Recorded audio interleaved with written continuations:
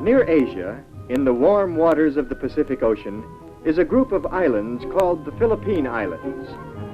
If you wanted to visit someone living in the Philippine Islands, you would probably go first to Manila, the biggest city in the Philippines. From Manila's harbor, you might walk along the busy streets into one of the city's modern shopping districts.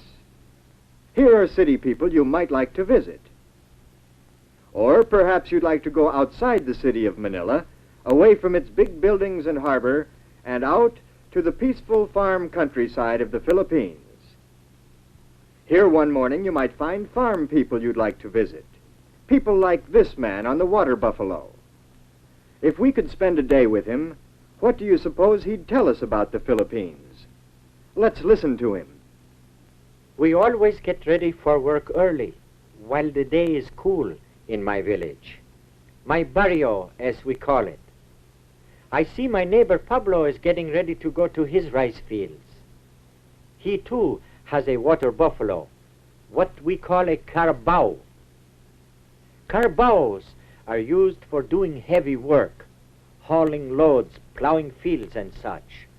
Although another of my neighbors, Cesar, has a modern tractor he uses in his large rice fields. Other neighbors of mine take the village bus to go shopping in the next barrio or to plantations where they work. Before I, too, go to work, I usually have breakfast at my house.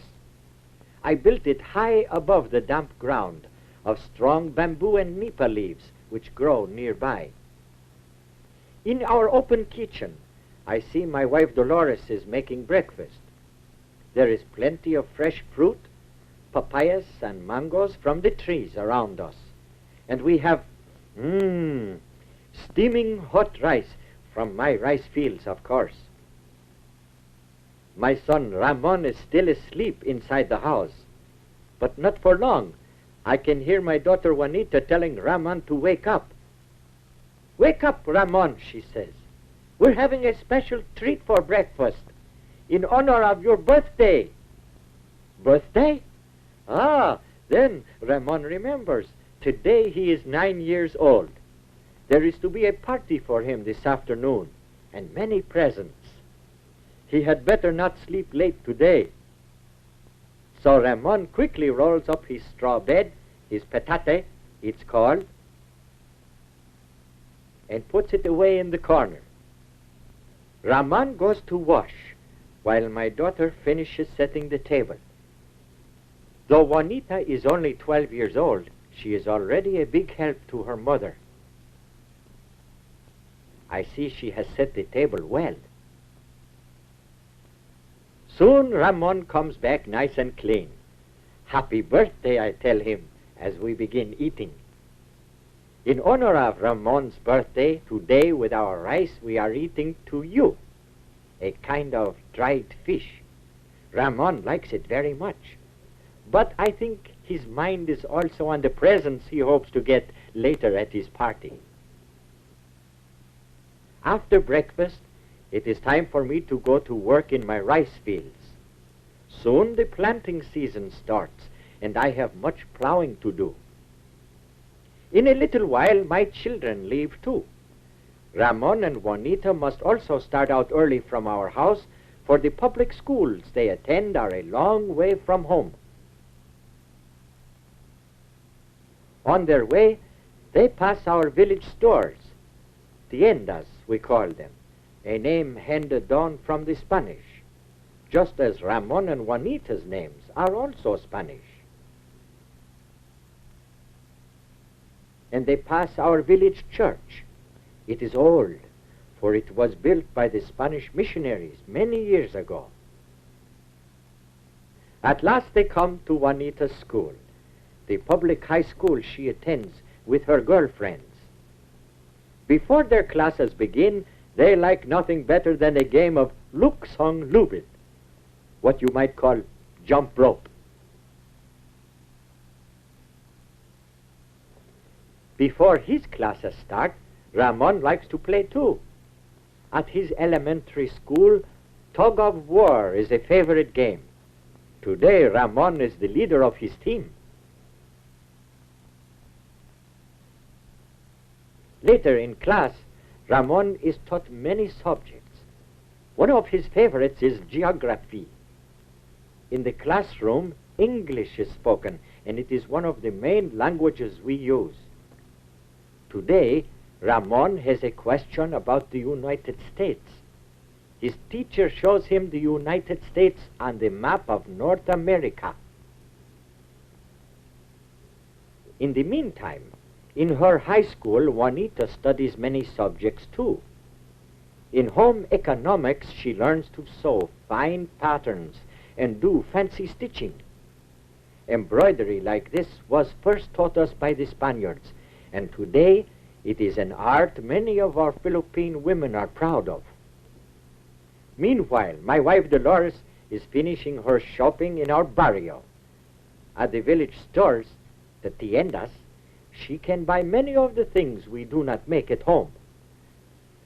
Today she needs some seasoning to cook the food for Ramon's party.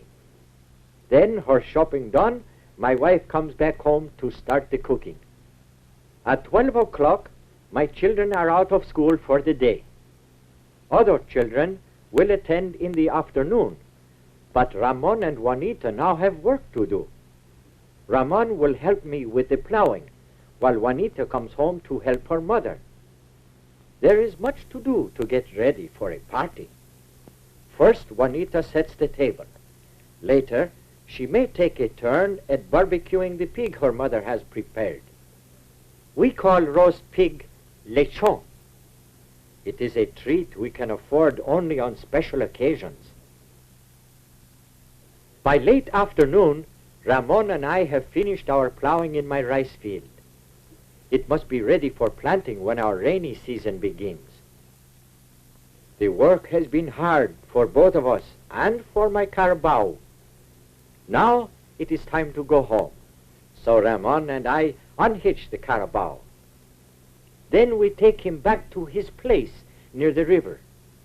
This is where he stays until I need him the next morning, deep in the cool, muddy water carabaos love so much. Then back we go, along the road to our village, to our house. There, look, Ramon, what a sight! Everyone is gathered for the party. Happy birthday, they all call, his aunts and uncles and cousins, and his school friends. Happy birthday, Ramon, they say. My Ramon is very pleased. What an honor to have so many people celebrate his birthday. Very politely, he kisses his grandmother's hand. She has a present for him, a pair of long pants, she says. Ramon thanks her and greets his grandfather, too. Grandfather also has a present for him. You see?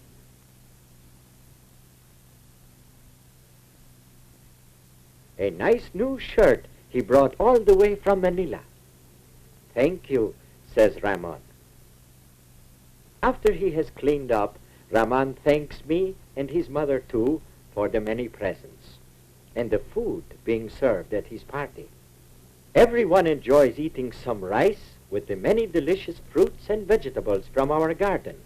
And of course, Ramon's favorite, lechon, the roasted pork. Soon it is time for dancing. I watch with my family as my friends and neighbors enjoy themselves. We Filipinos like having a good time once in a while, for our way of life is usually pretty hard and simple. Of course, with a family like mine, it is a contented life too. For our children are our real riches. I work that tomorrow may be better for them, for my son Ramon and my daughter Juanita, so that they in turn will make a better life for themselves and for other families of the Philippines.